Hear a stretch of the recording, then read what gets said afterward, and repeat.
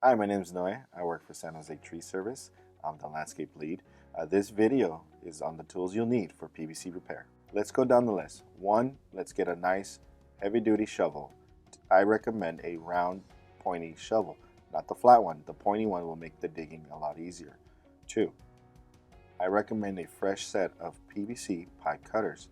Typically, you want to get some nice clean cuts. And for the size of the pipe cutters, I recommend 3/4 and up. Three, let's dig out that damaged pipe, cut it out, and take it to your local hardware store and try to match the pipe and pick up some more while you're there. While we're there, let's pick up the rest of the material. Primer, glue, and couplings. Maybe you'll need an elbow or a T. Let's get this material.